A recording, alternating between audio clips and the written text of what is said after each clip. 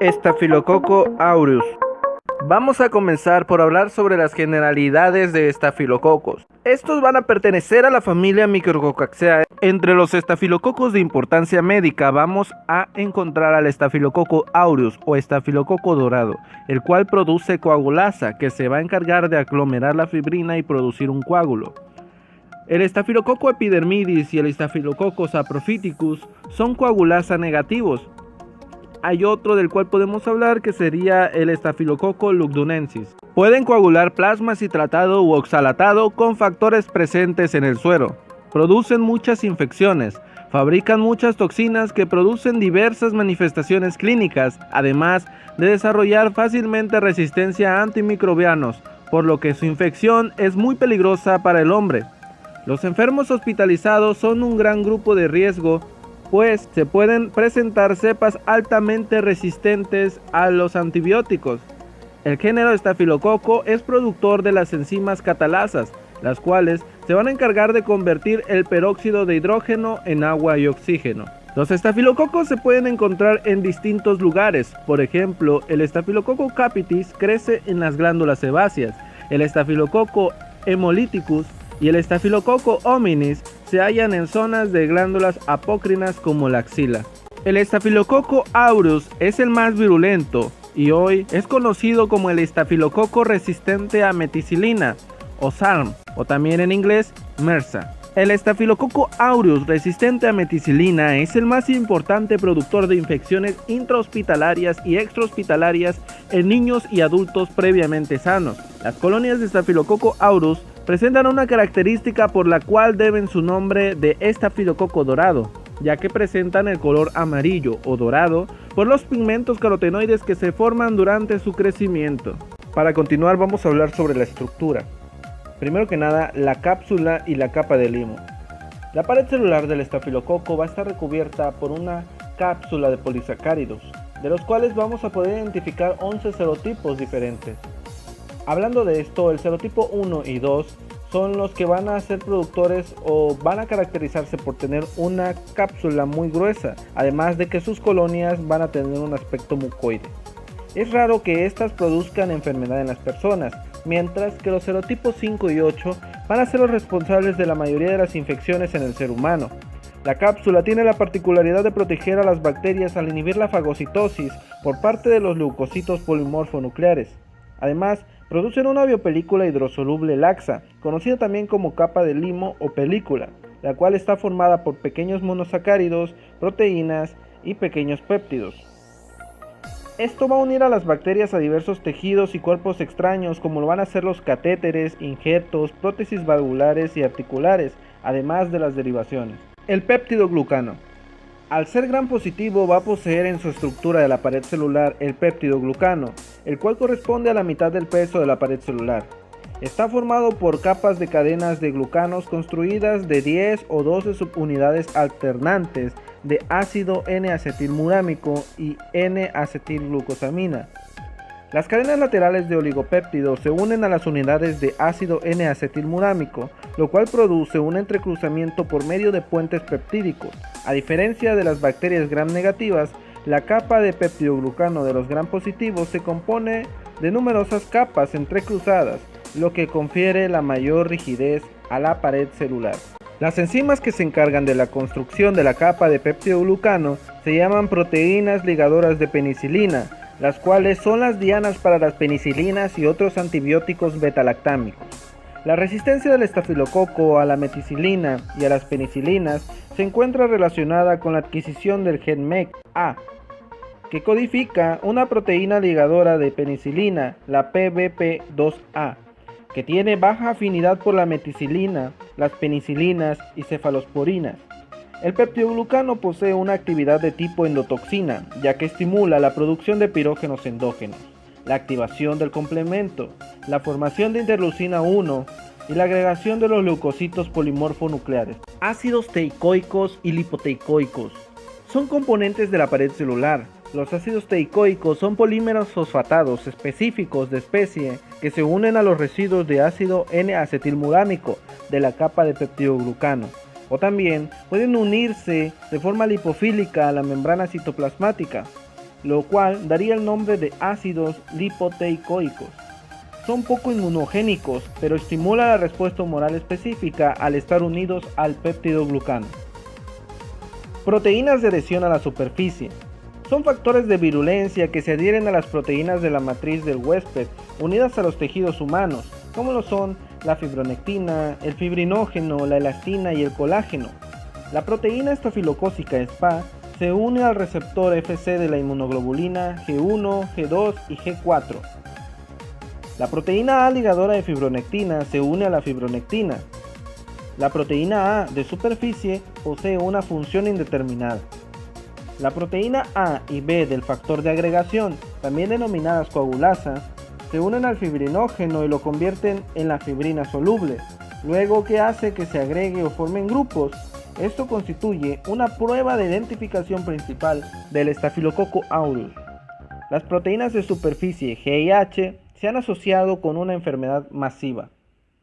También podemos hablar acerca de la membrana citoplásmica, la cual se va a componer de proteínas, lípidos y carbohidratos, además de que va a actuar como barrera osmótica de la bacteria y proporciona una sujeción para la biosíntesis celular y enzimas respiratorias.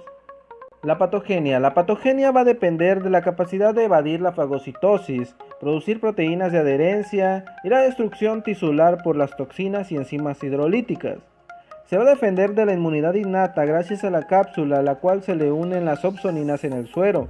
La cápsula inhibe la fagocitosis de los gérmenes por parte de los neutrófilos polimorfonucleares, pero en presencia de anticuerpos específicos contra los estafilococos, el aumento de C3 por parte del complemento se liga a las bacterias, lo que lleva a su fagocitosis. La placa de limo también interfiere con la fagocitosis. Además, la proteína A le permite ligarse a las inmunoglobulinas y evita la eliminación inmunitaria por los anticuerpos. Factores de patogenicidad. La adhesina favorece el anclaje a la membrana de las células de los tejidos. La coagulasa es una enzima que actúa transformando el fibrinógeno en fibrina. También produce una capa que protege de la fagocitosis.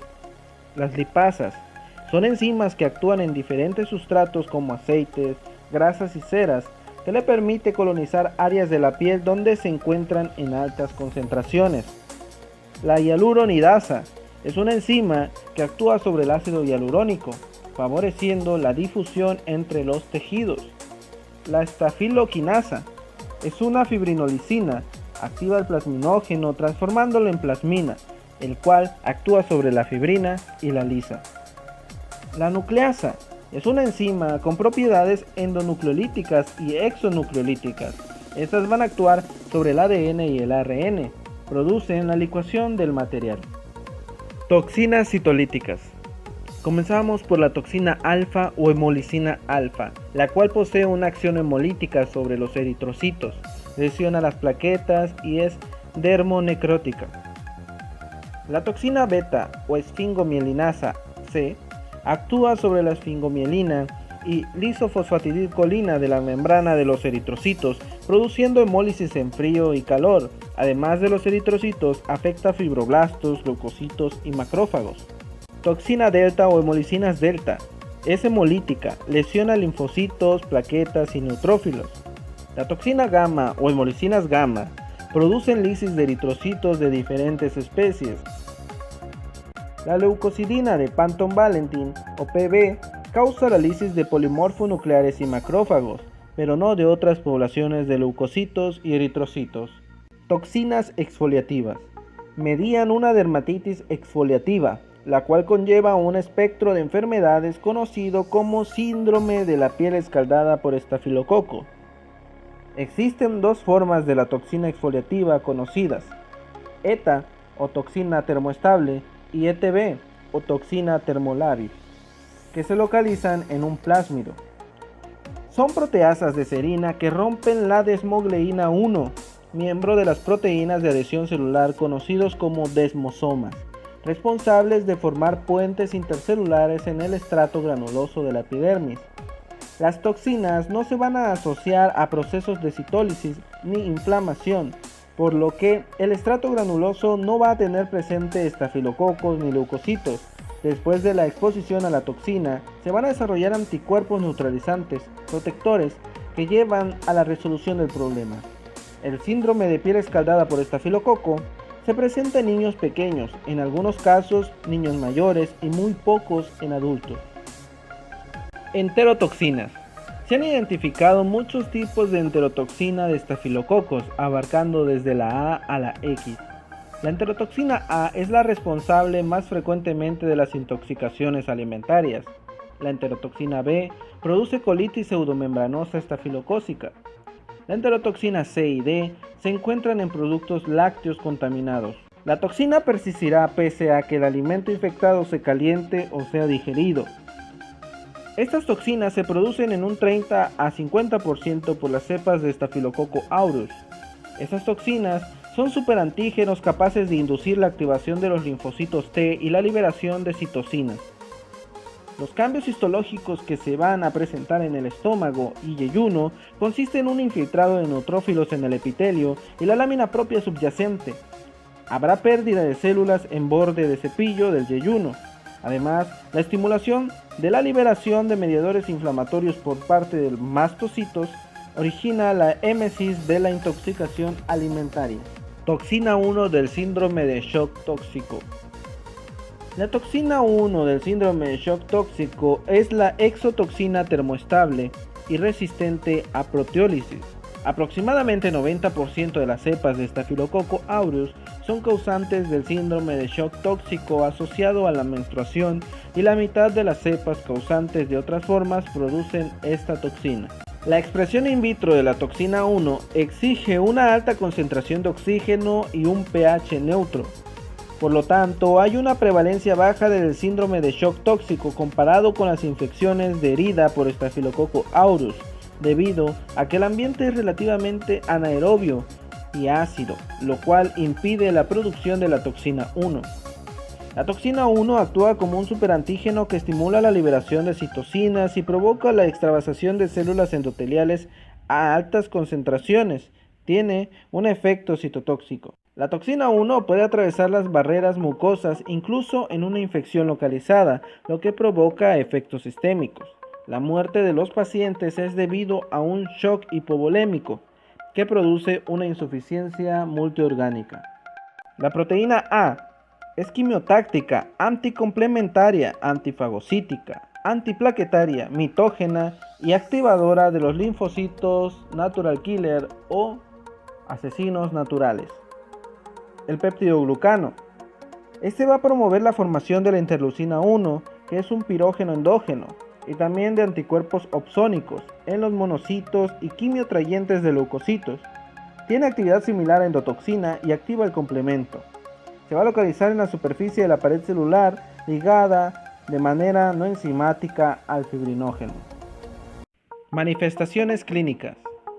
Comenzamos por el síndrome de piel escaldada por estafilococos o enfermedad de Ritter.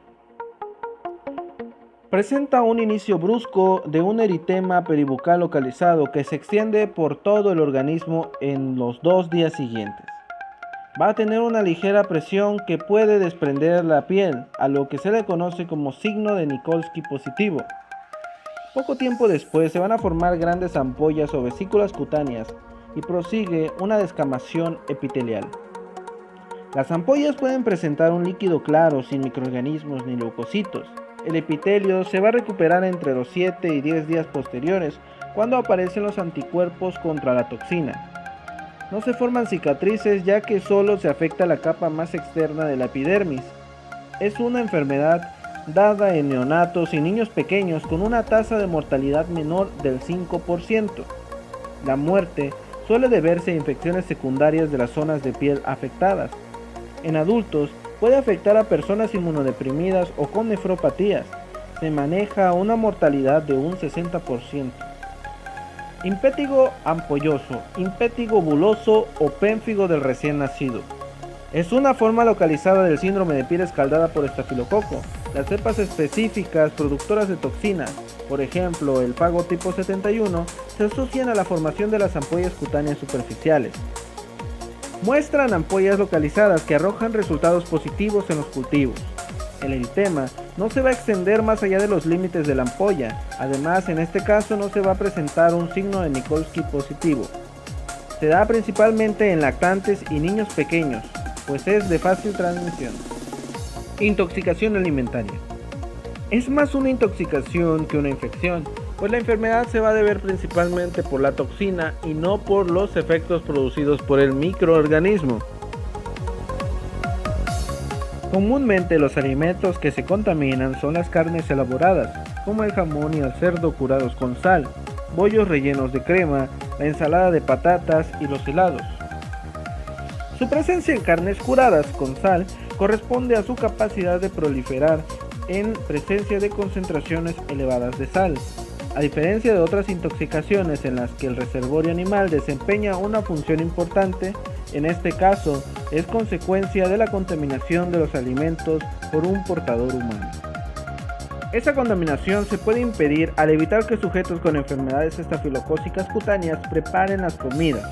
Aproximadamente la mitad de las infecciones procede de portadores asintomáticos de la nasofaringe.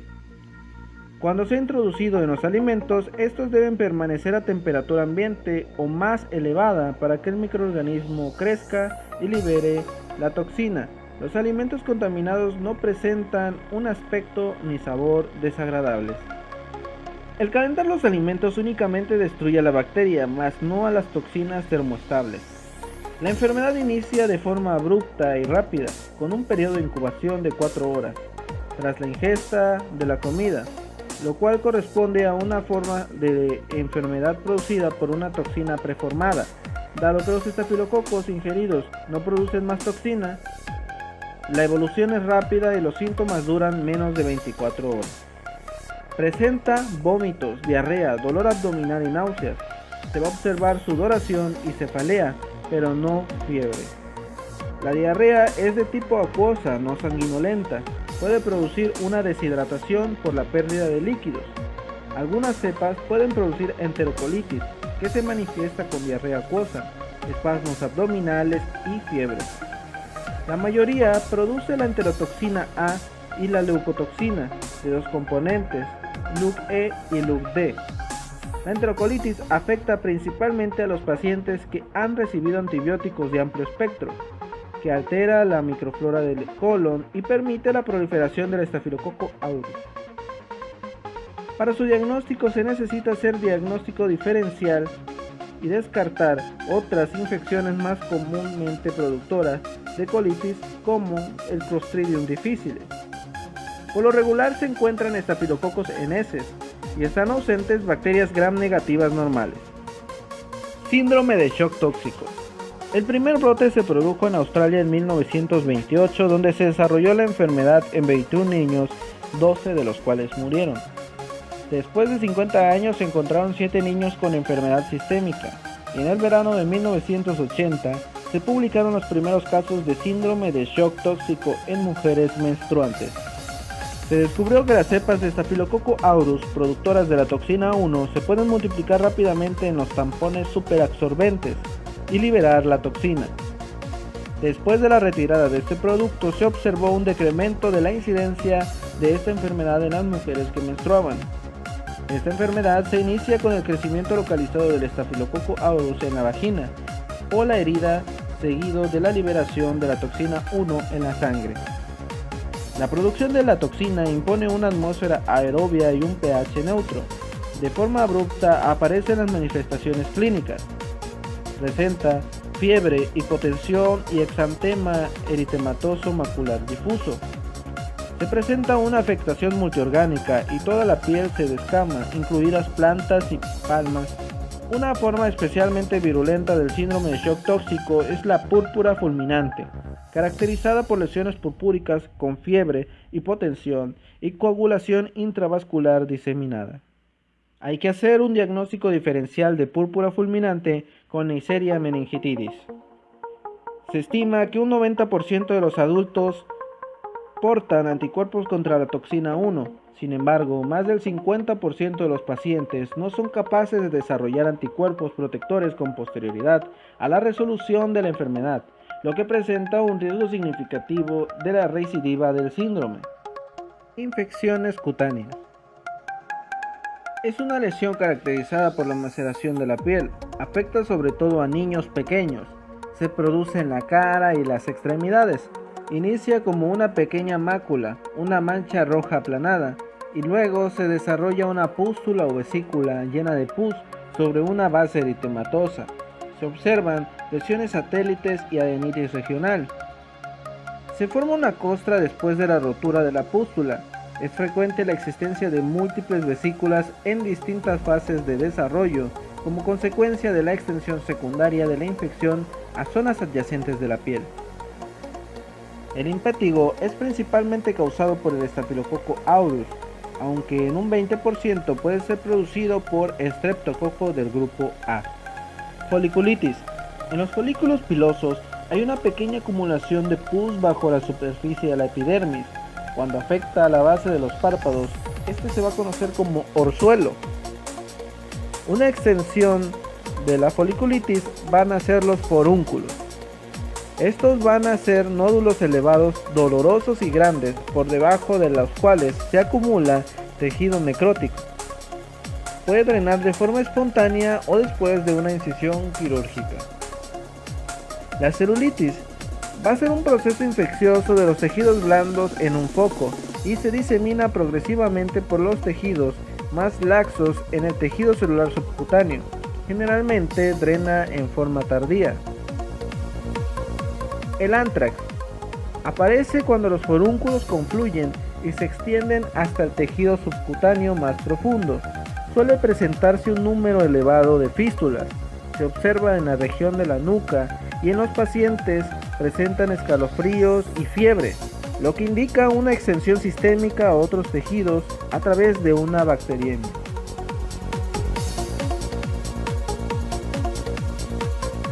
Bacteriemia. No se conoce el foco inicial de la infección en aproximadamente un tercio de los pacientes infectados por una bacteriemia de Staphylococcus aureus.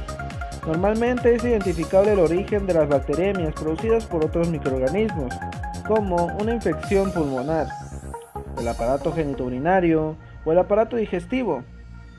Lo más probable es que la infección se extiende a la sangre a partir de una infección cutánea de aspecto inocuo. Más del 50% de los casos se adquieren en el hospital después de una intervención quirúrgica o consecuencia del uso continuo de un catéter intravascular contaminado. Las bacteriemias y los episodios prolongados se asocian a la diseminación a otras partes del organismo como lo es el corazón. Endocarditis. Constituye una enfermedad grave con una tasa de mortalidad de aproximadamente el 50% de los casos. Los pacientes aquejados de endocarditis pueden mostrar inicialmente síntomas inespecíficos de tipo gripal. Su situación puede empeorar con alteración del gasto cardíaco e indicios de embolizaciones sépticas periféricas. El pronóstico es desfavorable a no ser que se instaure un tratamiento médico y quirúrgico adecuado de forma inmediata. Una excepción de esta afirmación es la endocarditis por Staphylococcus aureus en pacientes adictos a drogas por vía parenteral, cuya enfermedad afecta normalmente a las cavidades cardíacas derechas, principalmente la válvula tricúspide, en mayor medida que a las izquierdas. Los síntomas pueden ser leves, por lo general se registra fiebre, escalofríos y dolor torácico pleurítico por embolización del territorio pulmonar. Generalmente se logra la curación de la endocarditis, aunque puede haber complicaciones como consecuencia de la diseminación secundaria a otros órganos. Neumonía. Esta enfermedad respiratoria se puede producir después de la aspiración de secreciones bucales o la diseminación hematógena del microorganismo desde un foco a distancia. Se observa la neumonía por aspiración en jóvenes ancianos y pacientes aquejados de fibrosis quística, gripe, enfermedad pulmonar obstructiva crónica, EPOC o bronquiectasias. Las manifestaciones clínicas y radiológicas no son características. El examen radiológico muestra la presencia de infiltrados parcheados con consolidación o abscesos, los cuales se deben a la secreción de toxinas, enzimas citotóxicas y la capacidad de formar abscesos. La neumonía de diseminación hematógena es frecuente en pacientes con bacteriemia o endocarditis. La neumonía necrosante es causada por los Staphylococcus aureus resistentes a meticilina adquiridos en la comunidad. Es una forma grave que presenta hemoptisis masiva, shock séptico y una elevada mortalidad. Se asocia comúnmente con niños y adultos jóvenes, pero no se limita a estos grupos de edad. Osteomielitis. Puede derivar a la diseminación hematógena en el hueso o constituir una infección secundaria como consecuencia de un traumatismo o bien de la extensión de una infección desde una zona adyacente. En los niños la diseminación hematógena generalmente procede de una infección cutánea y suele afectar a la metáfisis de los huesos largos, una zona de crecimiento óseo muy vascularizada. La infección presenta dolor de inicio brusco en la zona ósea afectada y fiebre elevada. Los hemocultivos son positivos en el 50% de los casos. En los adultos se presenta como una osteomielitis vertebral y rara vez en los huesos largos. Se manifiesta un intenso dolor de espalda con fiebre. En niños y adultos no se observa hasta 2 o 3 semanas después del comienzo de los síntomas. No se observa evidencia radiológica. El absceso de Brody es un foco de osteomielitis que se localiza en la zona metafisiaria de los huesos largos y afecta solo a los adultos. Cuando aparece posterior a un traumatismo o intervención quirúrgica se acompaña generalmente de inflamación y drenaje purulento. Suele limitarse exclusivamente a la herida. El aislamiento del microorganismo en esta localización no supone un indicio concluyente de la afectación ósea. La tasa de curación de la osteomielitis es excelente con un tratamiento antibiótico y quirúrgico adecuado. Artritis séptica. La principal causa de niños pequeños y adultos que reciben inyecciones intraarticulares o portadores de articulaciones con anomalías mecánicas es Staphylococcus aureus. La afectación secundaria a múltiples articulaciones indica la diseminación hematógena desde un foco localizado. Presenta articulación dolorosa y eritematosa de la que se obtiene material purulento por aspiración. La infección se presenta en grandes articulaciones, por ejemplo, hombro, rodilla, cadera y codo. El pronóstico en niños es excelente, mientras que en adultos depende de la naturaleza de la enfermedad subyacente y las complicaciones infecciosas. En el aparato respiratorio se puede producir sinusitis, otitis, faringitis, abscesos pulmonares y pleurales. En el aparato digestivo puede producir enterocolitis, abscesos en el hígado y peritonitis. En el aparato locomotor puede producir miositis. En el sistema nervioso central puede producir meningoencefalitis. En vías urinarias puede producir cistitis, prostatitis y nefritis. En los ojos puede producir conjuntivitis y foliculitis en los párpados, conocida también como orzuelos. Diagnóstico. Se realiza un frotis de la muestra y se tiñe con la coloración de Gram. Se observa leucocitos en su mayoría polimorfonucleares y entre ellos cocos Gram positivos agrupados en racimos. Se trata de bacterias esféricas, Gram positivas, inmóviles, en racimos o cadenas cortas, en pares o tetradas. El éxito de la detección de las muestras clínicas depende del tipo de infección, por ejemplo, absceso, bacteremia, impétigo, y de la calidad del material remitido para el análisis. Cultivo. Se realiza en agar sangre de carnero, agar estafilococo 110, agar nutritivo, agar manitol sal caldo nutritivo, caldo con infusión de cerebro y corazón, etc. El más indicado para realizarse es el agar sangre de carnero, el agar estafilococo 110 y el agar manitol sal. Van a crecer rápidamente los medios no selectivos tanto aerobia como anaeróbicamente y se pueden apreciar colonias lisas de gran tamaño en un plazo de 24 horas. Las colonias de Staphylococcus aureus adquieren gradualmente una coloración dorada, en especial cuando los cultivos se incuban a temperatura ambiente. Identificación. Se pueden realizar también pruebas bioquímicas relativamente sencillas para identificar al Staphylococcus aureus. Reacciones positivas para la coagulasa, proteína A, nucleasa termoestable y fermentación en manitol. Todas ellas nos pueden dar un diagnóstico o un camino certero hacia el diagnóstico. Tratamiento. En la intoxicación alimentaria se centra en el alivio de los espasmos abdominales y la diarrea y en la reposición hídrica, la rehidratación. No está recomendado el tratamiento antibiótico debido a que la enfermedad ha sido causada por una toxina preformada y no por el microorganismo. El tratamiento antibiótico de primera elección es aquel que sea resistente a las beta-lactamasas, pues cerca del 50% de las cepas son productoras de estas enzimas.